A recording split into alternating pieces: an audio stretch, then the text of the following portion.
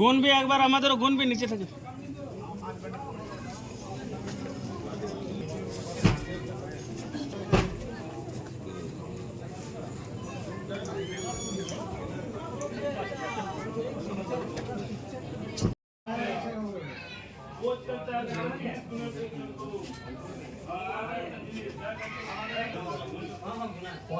আমি এখানে আছি, আমি সাউথ আছি, পরে করবি।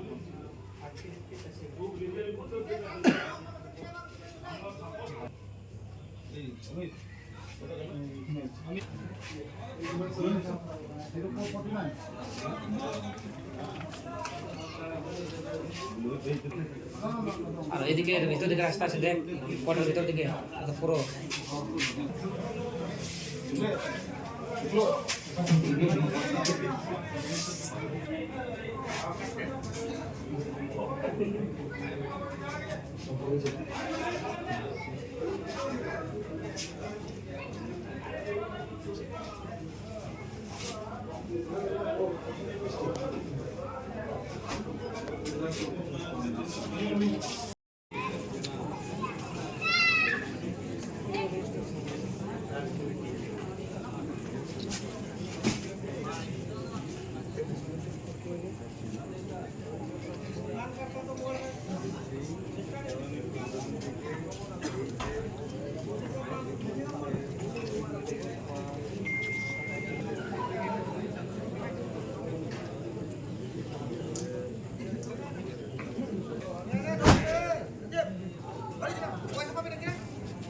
মধু কোথায় গেল? মধু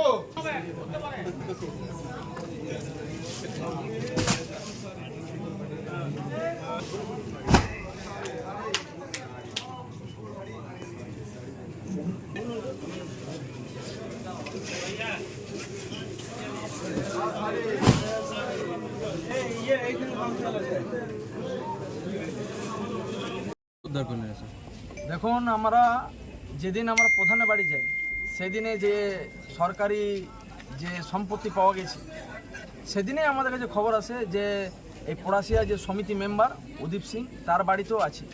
তো আমরা সেদিনই পুলিশকে জানাই, কিন্তু পুলিশ সে সময় আমাদের হাতে কোনো রকম কোনো আইনত কাগজ ছিল না, সে কারণের জন্য পুলিশ বলেছিল আমরা তালা ভাঙতে পারবো না। তারপর আমরা যাই ইসিএলের এজেন্টকে চিঠি দিই, এজেন্ট থ্রু চিঠি যে পুলিশ অফিসারের কাছে যাই, এবং আজকে থেকে 4 দিন আগে পর্যন্ত ওনারা আসছিল আর যাচ্ছিল, শুধু কোনোরকম কোনো মানে কারবাই হচ্ছিল না।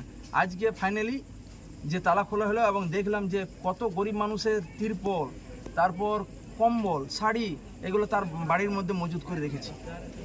ইসিএল কর্তব্যরত কেউ এসছে এই অভিযানে? হ্যাঁ এসছেন, এজেন্ট বাবু আছেন, তার সঙ্গে পিএম বাবু আছেন, এরা সব এসছে, সিকিউরিটি আছেন। কি কি জিনিস পাওয়া গেল এখানে ওর বাড়ি থেকে? এর বাড়ি থেকে পাওয়া গেল তিরপল পাওয়া গেছে, কম্বল পাওয়া গেছে, শাড়ি পাওয়া গেছে, আরও অনেক নানা রকমের নথি পাওয়া গেছে। দেখা যাক, এখন পুলিশ আছে উপরে, আরও কি বেরোয় দেখা যাবে। আগাম কি স্টেপ নেবেন এ নিয়ে? আগামী স্টেপ বলতে আমরা তো সব পুলিশকে আইনভাবে মেনেই আমরা কাজ করেছি, এবং আমরা চাইবো যে যেভাবে গরিবরা বঞ্চিত ছিল বা তাদেরকে বঞ্চিতভাবে রাখা হয়েছিল, এবং এই সঙ্গে যারা যারা জড়িত তাদেরকে যেন কঠোর শাস্তি আমরা দাবি করি। ঠিক আছে।